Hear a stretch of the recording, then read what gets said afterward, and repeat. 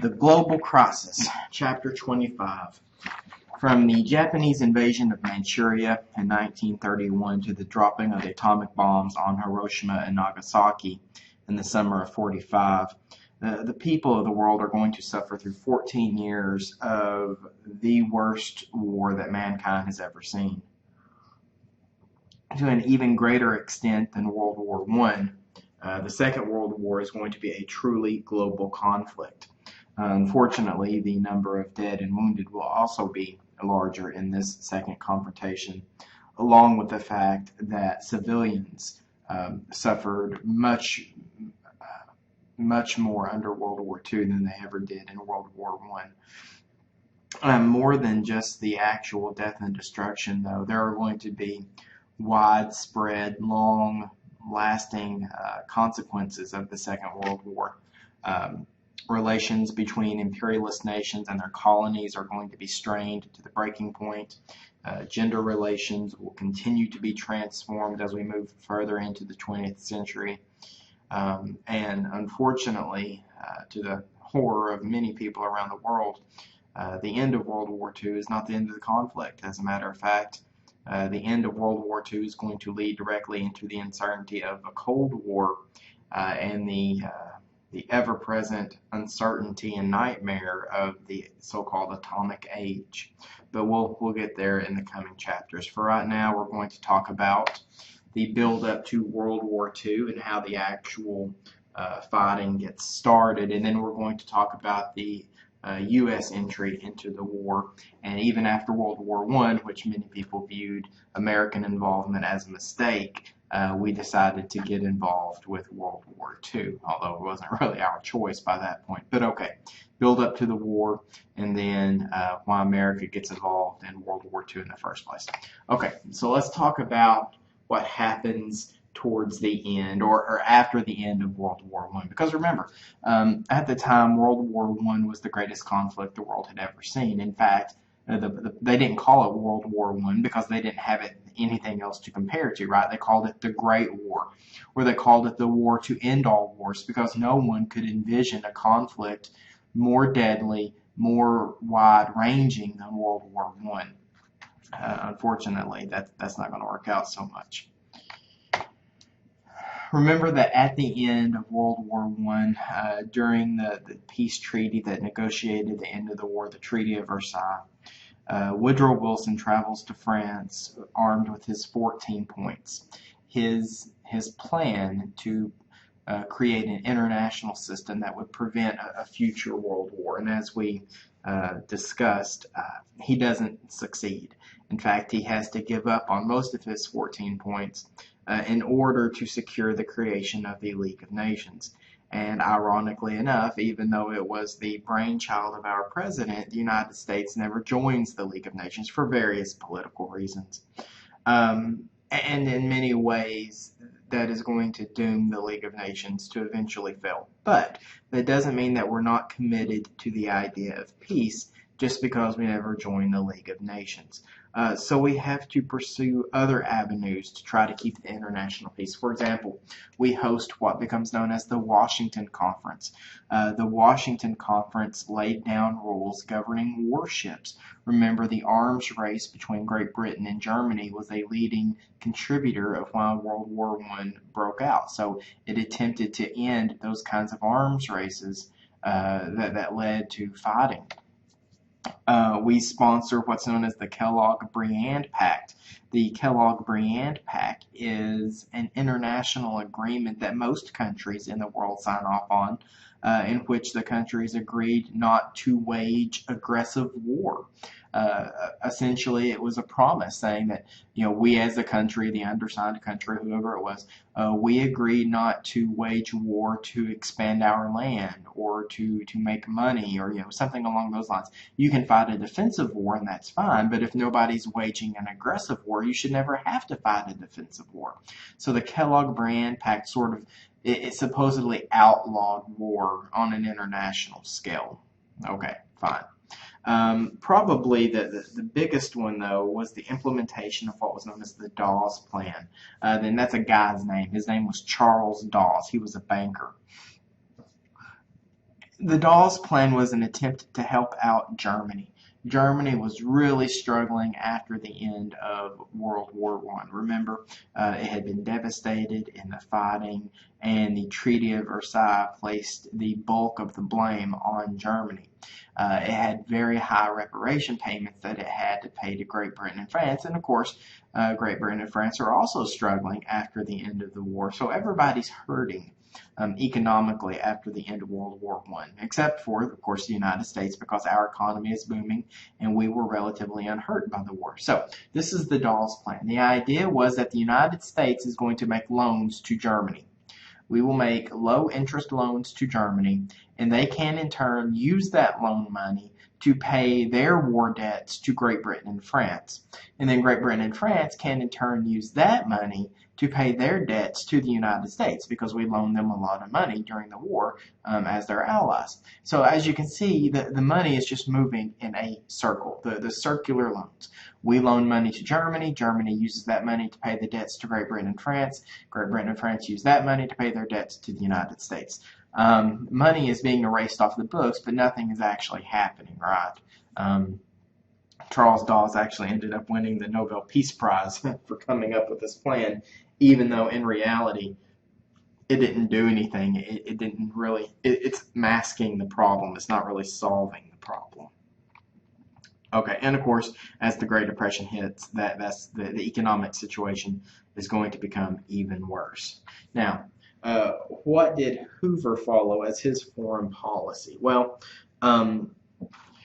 Hoover really moved to back away from Latin America. Remember, during the 1920s, the United States had become heavily involved in Central and South American countries, mostly in terms of investing. American businessmen were heavily investing in their economies. Well, when Hoover becomes president, he decides to sort of back off from that. Remember Woodrow Wilson's foreign policy, moral imperialism. He tried to inject a morality component, trying to do what's good. Hoover didn't care about any of that. He said that the United States would recognize any government in power regardless of how it got there. So if there was a military coup in a country and a very bloody revolution, he didn't care. He didn't care who was in charge or how they got there. He was just going to deal with the person in power. Okay. Well, around this time, through the 1920s, moving into the 1930s, we're going to see a new political philosophy blossom in Europe. And this political philosophy is known as fascism. It's particularly aggressive and particularly militaristic. So there's a couple things I want you to know about this political philosophy of fascism. Number one, it's completely focused on the state. There must be one singular identity, and if you are not part of that identity, you must assimilate into it. So for example, under a fascist state, you cannot have differing religions. Everyone must be of the same religion. You can't have different churches. You can't have Catholic churches and Protestant churches and Hindu temples and Buddhist temples and Muslim mosques and Jewish synagogues. You can't have all these different competing religions. You need one religion. You must all speak the same language, for example. You can't have all these different languages because, and the reason for this, the belief was that in order for the state to be strong, it must be united. And you can't be truly united with all these different cultures. So one singular identity, and if you're not part of that identity already, you must assimilate. And if you don't assimilate, then you're going to have problems. And we'll see there's also a biological component to this as well. Europeans are really warming up to this idea of race. And race at this time, people of the blood, as they called it, the German nation, the German people, they had to speak one language, they had to practice one religion, they had to look the same way, they had to eat the same things, and that was the idea. You want the state to be as strong as possible. It's not about your rights as an individual citizen of the state, it's about what can you do to make the state stronger. So complete focus on the state, one singular identity, and you must assimilate into that identity. The second thing, as I mentioned, they are aggressive. War is good. It makes a state stronger.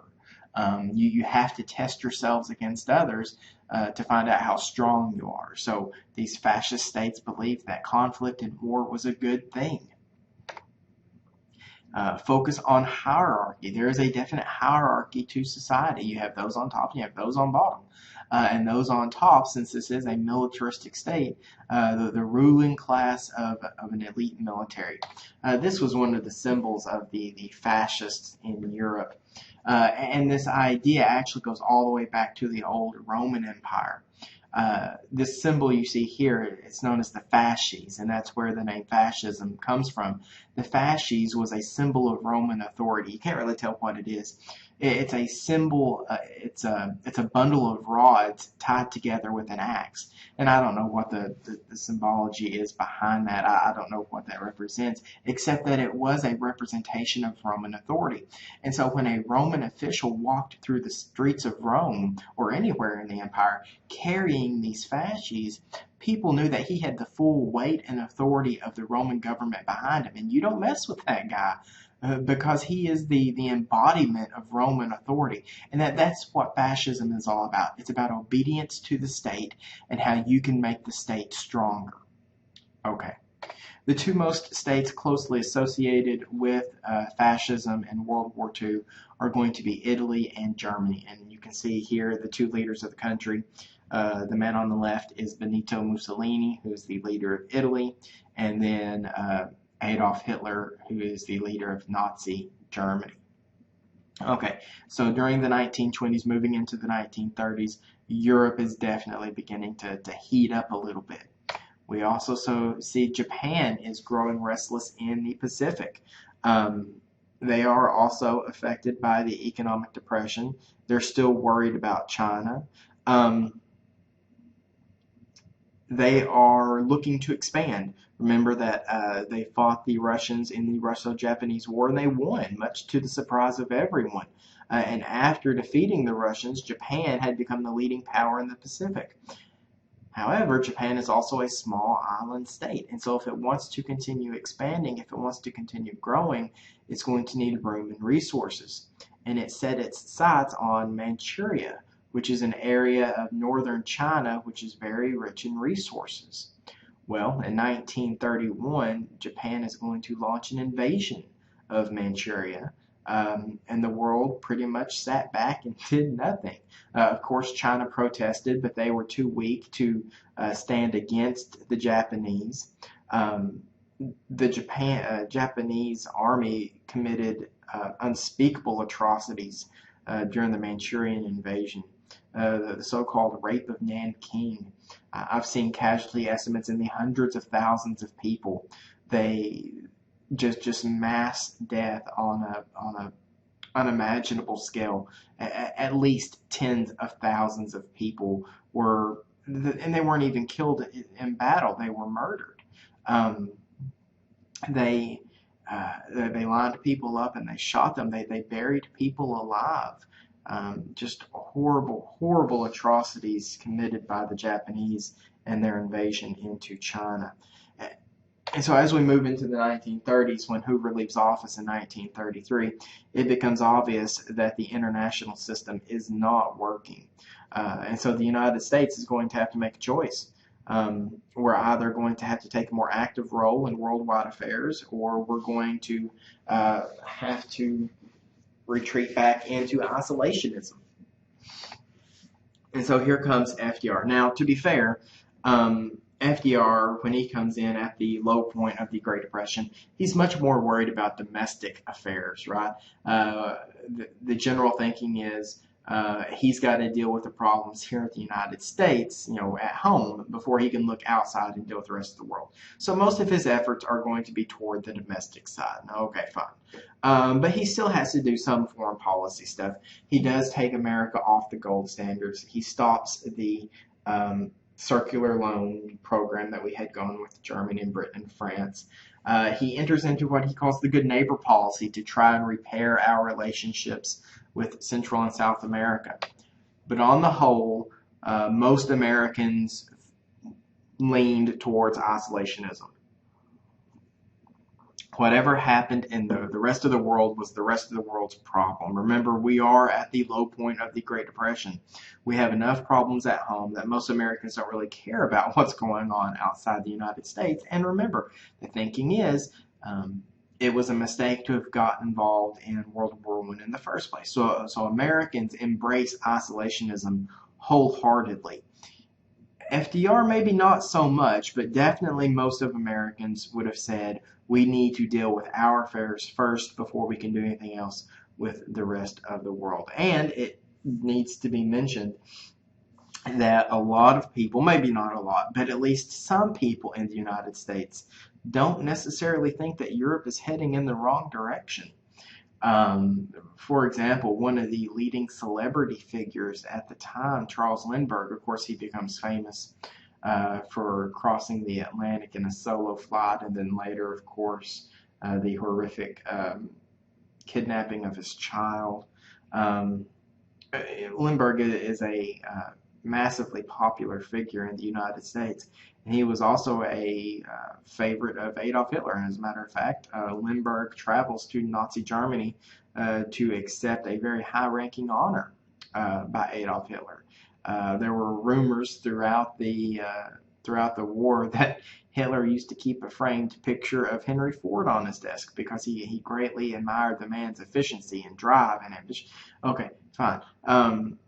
So the idea is not everybody in the United States thinks that fascism is a terribly wrong idea. Okay, fine.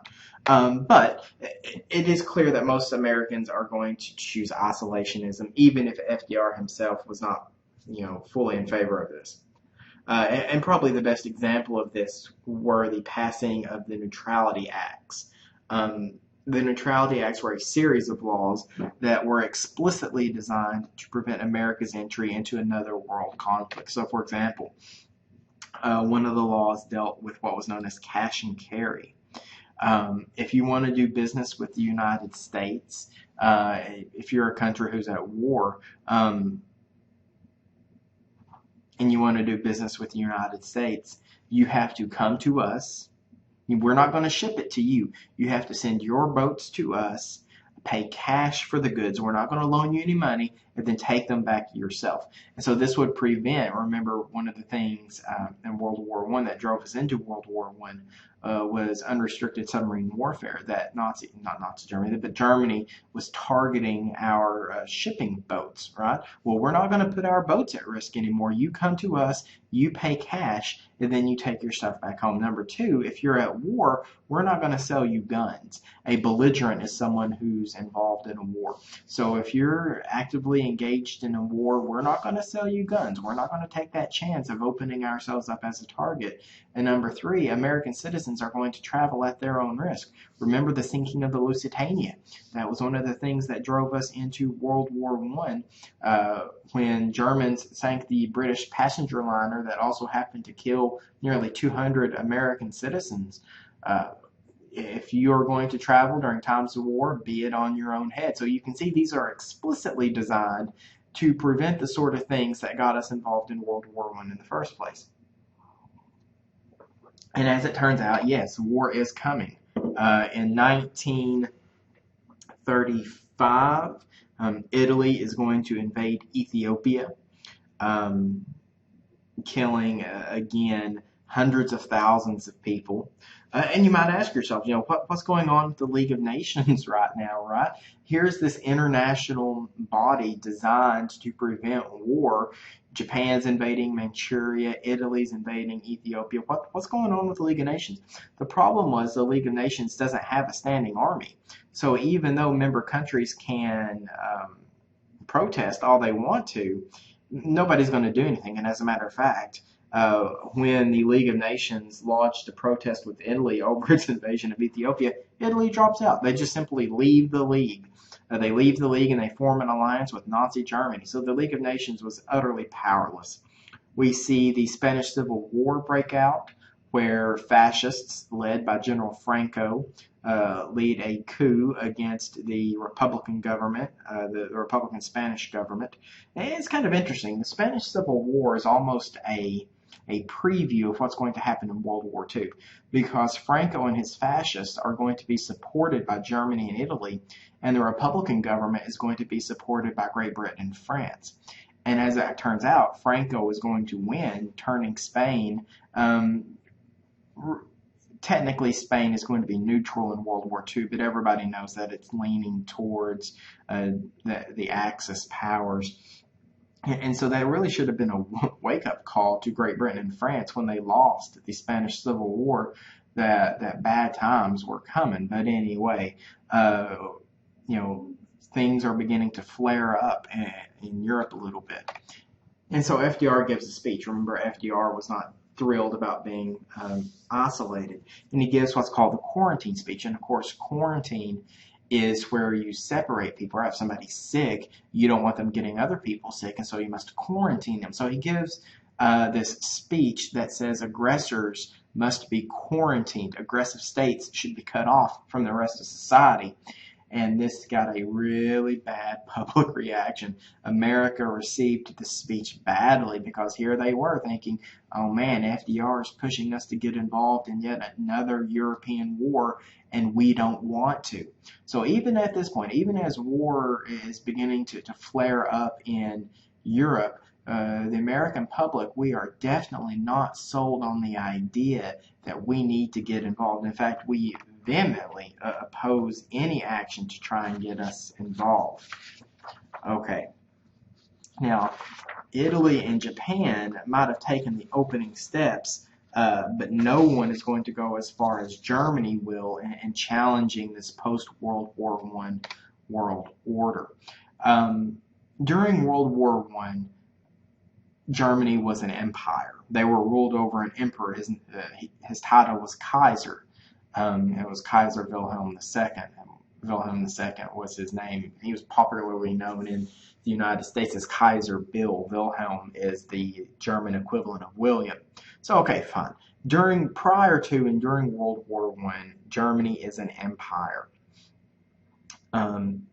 Incidentally, Kaiser comes from the same, comes from Caesar, the old Roman emperors. Okay, fine. So prior to and during World War I, Germany is an empire. After they lose the war, the winning nations, the victorious nations, go in and completely change up their political makeup. They're no longer an empire. Now they're going to be a republic. It was known as the Weimar Republic. And unfortunately, due to the instabilities after World War I, the Weimar government will never be fully effective.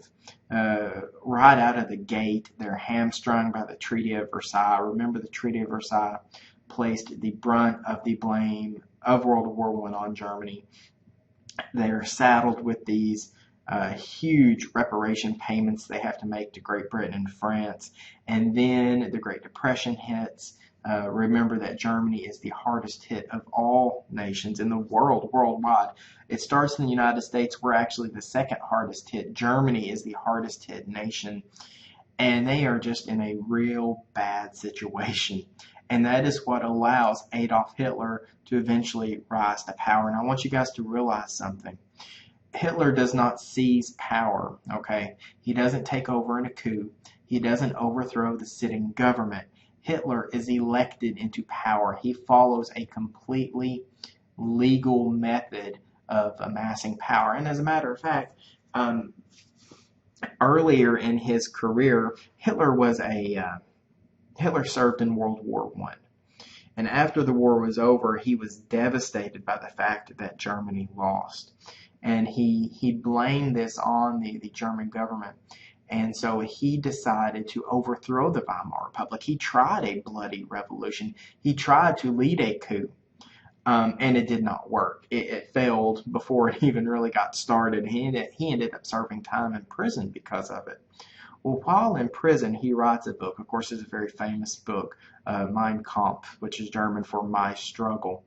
And he details, it's ironic, if people had read the book, they would know what he was planning. And he says, look, I tried to take power through a coup, and it didn't work. So if I'm going to change this, if I'm going to take power, I have to do through completely legal methods. So, okay, fine. He is elected into power completely legally.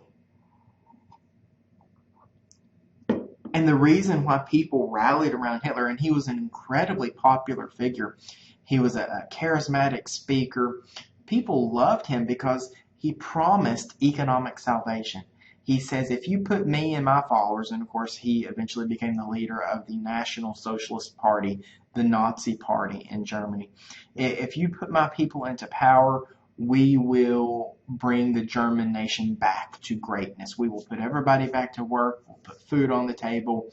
We will once again be a power to be reckoned with. And people loved this. The German people are scared.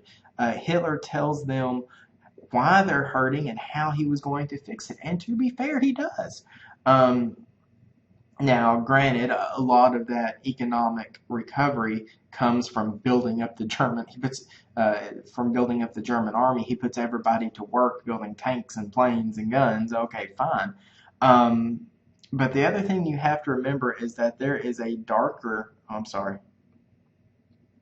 There is a darker side to his philosophy. Hitler believed that the German nation, the German people, should be united under a German flag.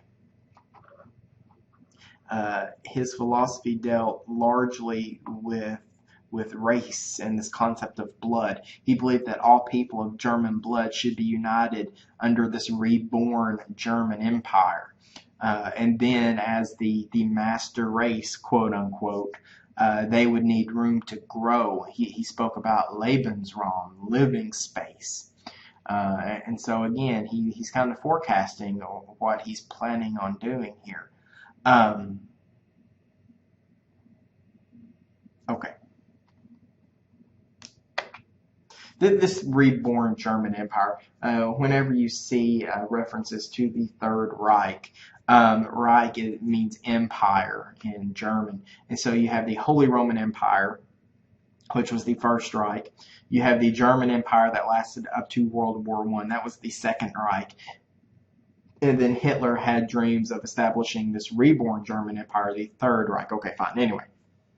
All right. So this is the timeline of events. 1935, as I've mentioned, Germany, along with Italy, they leave the League of Nations. They form a military alliance, and Germany begins a military buildup. Now, this is against the Treaty of Versailles. Under the terms of the Treaty of Versailles, Germany was not allowed an army. I mean, they could have a small defense force, but they weren't allowed a large army. Hitler ignores this and begins building up the German army once again. Great Britain and France protest, but they're not willing to go to war over it, and so they pretty much just have to accept it. The next year, in 1936, Germany occupies the Rhineland. The Rhineland is a very heavily industrialized area located between France and Germany. Now, at the end of World War I, Germany had been forced to give up the Rhineland. But he needs those factories to build up the German war machine, and so he reoccupies the Rhineland. And again, France protests, Britain protests, but they're not willing to go to war over it, and so they pretty much just have to accept it. And this becomes known as appeasement.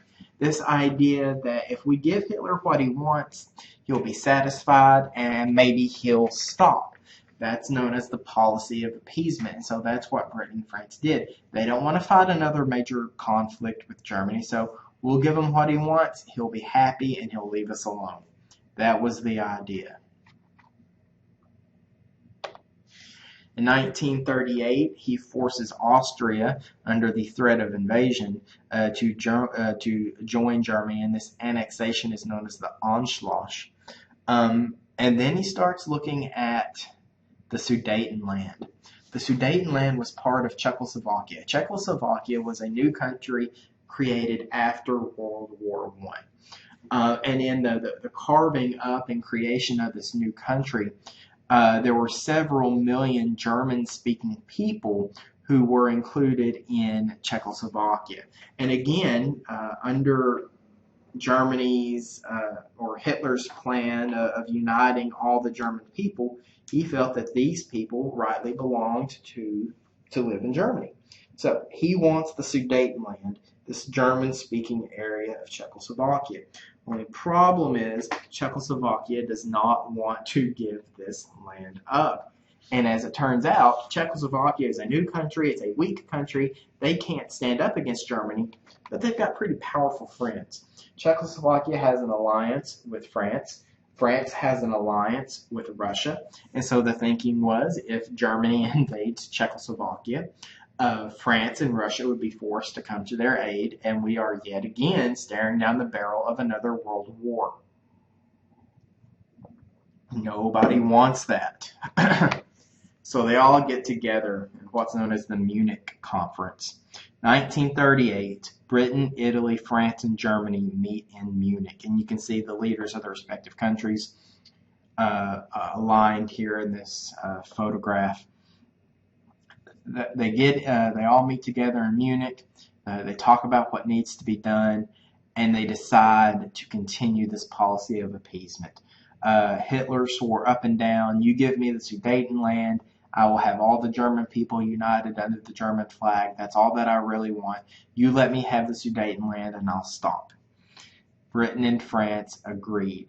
And at the time, this was seen as a major political win. As a matter of fact, the Prime Minister of Great Britain, he's seen at the far left there, Neville Chamberlain, he comes home to England and people greet him in huge cheering crowds, and he famously proclaimed, "I have kept peace for our time." And as it turns out, not so much, because the next year, Germany takes the rest of Czechoslovakia. And so it becomes very obvious that the policy of appeasement is not working. Now, at this point, Germany has taken Austria, they've taken all of Czechoslovakia. The next country on the list is Poland. Poland is just to the east of this new German empire, and it's getting very nervous. Poland thinks that Germany has its sights set on them, and so they need military alliances, because if Germany invaded, they would not be able to stand up against them. So Germany signs military agreements with both England and France. That being said, most people don't expect Hitler to invade Poland because of its location. Because just to the east of Poland is the Soviet Union. Now, I want to say this. The Soviet Union, the Soviet socialists and the German Nazis hate each other. They hate each other. Even though the Nazi Party, the National Socialists, they do not believe in socialism, okay? Fascism is a far-right ideology. Socialism is a far-left ideology. They cannot be further apart on the political spectrum. And so the Soviet Union is powerful, right? Austria couldn't stand against Germany. Czechoslovakia couldn't stand against Germany. Poland won't be able to stand against Germany. But the Soviet Union, you know, the remnants of the old Russian Empire, they are still a force to be reckoned with. And so if Germany invades Poland, that could very well be seen as a threatening gesture by the Soviet Union, and they could respond militarily. So Great Britain and France say, yeah, okay, fine. If you're invaded, Poland will help you out, but we really don't think you will be invaded, because Hitler will be risking a war with Russia, and it would be a two-front war. So Hitler's thinking, if I invade Poland, not only am I going to be fighting Great Britain and France in the west, I'm also going to have to be fighting the Soviet Union in the east, and I can't fight both of those at the same time. So everybody thinks that everything is okay. Little do they know that Hitler and the leader of the Soviet Union, Joseph Stalin, have signed a secret treaty, the Non-Aggression Pact. And essentially what the Non-Aggression Pact was, it actually divides Eastern Europe. Now, Stalin and Hitler don't like one another. They don't trust one another. And they probably both know that they're going to go to war at some point. But for right now, they're willing to agree if Germany invades Poland, the Soviet Union will sit back and do nothing. And as a matter of fact, the Soviet Union will get part of the territory from Poland. So that's this secret treaty. And when it comes to light that they actually did this, it stuns the world, because it does open the way for the German invasion of Poland. September 1st, 1939, Germany invades Poland. Great Britain and France declare war on Germany. Germany declares war on them. Italy gets involved. Eventually, yeah, okay, sorry, I lost my train of thought. Hitler is willing to go to war against Great Britain and France. He invades Poland, and World War II has officially kicked off. And so the world is now divided back into competing military alliances.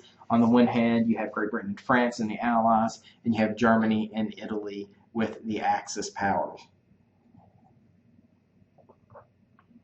Okay, so let's talk about World War II. Obviously, FDR is not thrilled about being neutral. He is much more willing to favor the Allies. And again, it's much more clear-cut in World War II. World War I, it's a gray area. World War II, it's much more clear-cut, us versus them. And so he begins pushing for ways to help the Allies without necessarily getting the United States involved in the war. So in 1939, the United States began what's known as cash and carry, but with guns, right? You come to us, you pay cash, but we won't sell you guns. Well, now we will, okay?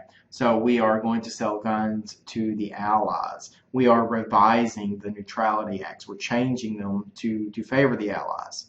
Well, after the invasion of Poland, things kind of die down for a little bit in Europe, and people are lulled into a false sense of security that maybe this is over, maybe Hitler is happy, maybe we can move past this war.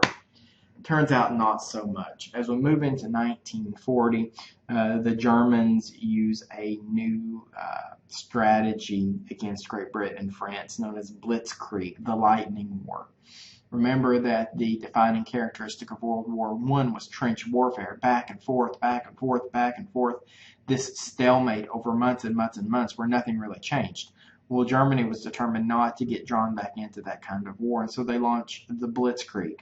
They would smash through the enemy defenses using motorized tanks. This was the first war that mobilized armor, tanks played a major role. They would smash through the defenses with tanks and then follow it up with infantry. Caught everyone by surprise. No one was prepared for this type of conflict. France fell in a matter of weeks. The British Army, which had been stationed in France, was rescued at the last minute. It's known as the evacuation at Dunkirk. They flee back over the English Channel. One of the more amazing events of World War I. Not just the British Navy, but passenger ships, fishing boats, anything that floated. They were trying to evacuate the British Army before the Germans caught up with them. Well, one effect of the Blitzkrieg was that almost overnight, Germany was pretty much in control of Europe, and Great Britain was the only country left standing against them. And number two, it really scares the American people because they're thinking, okay, France is gone, Great Britain is on the ropes. If Hitler conquers all of Europe, what's next? Is he going to start looking at the United States? So now we're frightened into action, right? We begin what's known as destroyers for bases, where we will give the British our older, maybe unused warships in return for use of their military bases around the world. And, you know, everybody knows that this is really just a ploy to give the Allies as much help as possible. And so there's a pretty big debate that's going on in the United States right now, a debate between those that wanted to give more support or even declare war and get involved in World War II, and those that still wish to remain neutral. And central to this is FDR's decision on whether or not to run for a third term. No American president has ever won a third term before. Remember that he is not in the world's best health, even if most people aren't aware of this yet. And so it's a pretty big decision for FDR if he wants to run for a third term or not. He finally decides to do so, and he does win. It's closer than any election that he's won before, but he does win still decisively. And I think that's a mandate by the people that FDR wants to get more involved. He's reelected to president. I think people are finally coming around to saying, yes, we are going to have to get involved in World War II. After he's reelected, he begins what's known as Lend-Lease. The problem with cash and carry was that England was running out of cash. At the time, we had said, if you want to buy stuff from us, you must pay cash. We won't loan you any money. Well, by this point, they're running out of cash. So the idea was the government could lend or lease guns or boats or whatever. They could lend or lease goods to any nations deemed vital to the defense of the United States. So if the idea was Britain can't fall because they're vital to our defense, we can loan the goods that they need to continue the fight. Okay, fine. 1941 is going to be a pretty big turning point in World War II, because that is going to be the year that Germany is going to invade the Soviet Union. Like I said, Hitler and Stalin, they don't like each other, they don't trust each other, and even though they had signed the non-aggression pact, everybody knew that the day was coming when they would eventually go to war, treaties notwithstanding. So 1941, Germany launches a surprise attack into the Soviet Union. By this point, like I said, Great Britain is on the ropes. France had completely been wiped out. Germans didn't have to worry about fighting on the Western Front anymore. Now they could turn their attention to the Soviet Union. So they invade the Soviet Union, and immediately the United States offers Lend-Lease to the Soviets. Now, the Soviets don't want our help, but that prompts the Germans to begin targeting United States vessels. And so again, it's kind of drawing us back into World War II the same way that we got drawn into World War I. And so it becomes obvious that the United States is getting more involved. And so FDR and the leader of wartime Great Britain, his name is Winston Churchill. Churchill and Roosevelt get together to sort of outline what's going on here. And this outline is known as the Atlantic Charter. And these are the goals of the war. These are our war aims. And, it's pretty much the same deal as World War I, right? We're not fighting this war to get more land, so no expansion is going to be allowed. We're not fighting this war to make money, right?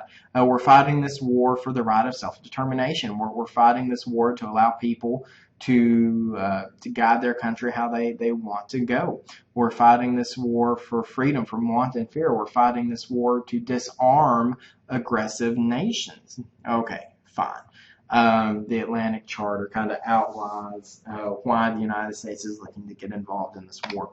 The other thing is that Japan is really rolling in the Pacific. Now, Japan, at least on paper, is an ally of Germany and Italy.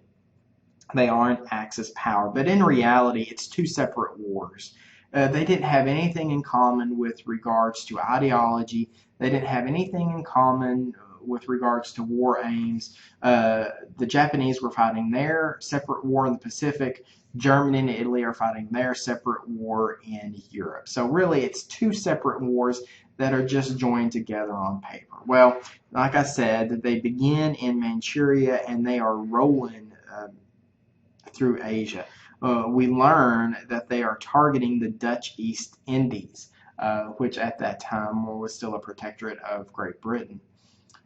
And so the United States decides to cut them off.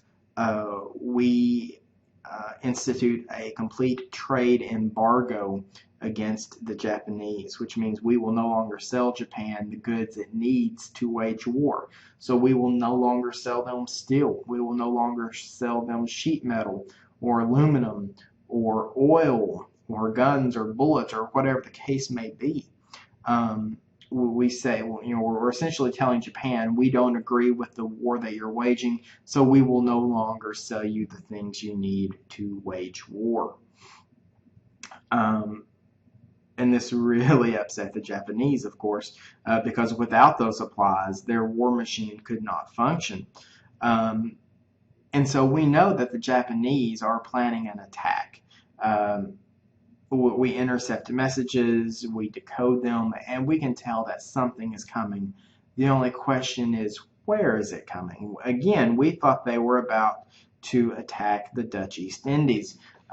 Turns out not so much.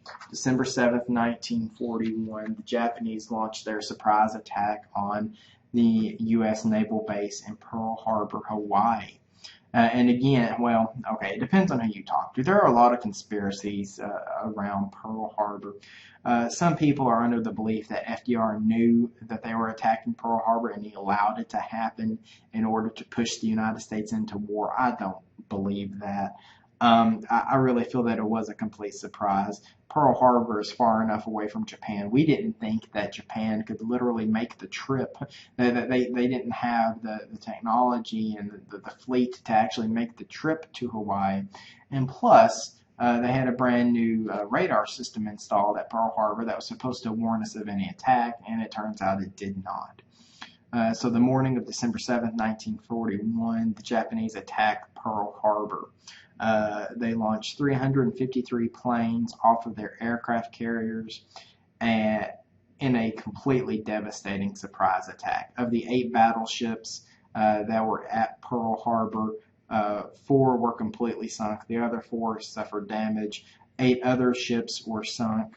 188 planes were destroyed. 2,400 people were killed. Over 1,300 more wounded. And I forget that. I think the Japanese maybe lost 3 planes.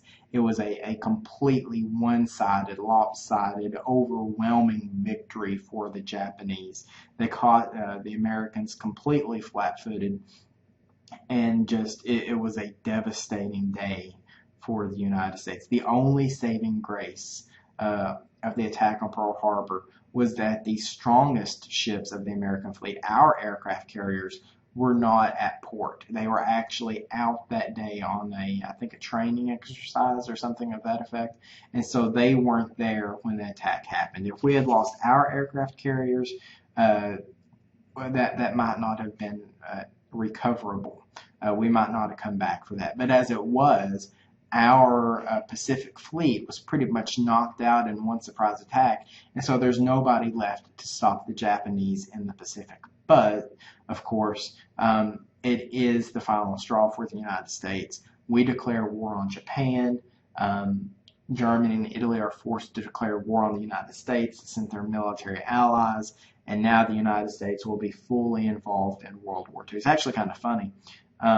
I've read where Germany did not want the United States to get involved. They knew that we would be a strong opponent, and so they weren't ready to get them. Maybe they would be at some point, but they weren't ready for the United States to get involved yet.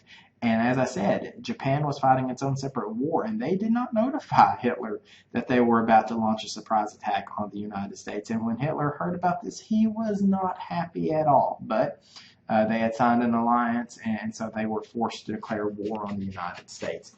And so now the United States is fully involved in this major worldwide conflict.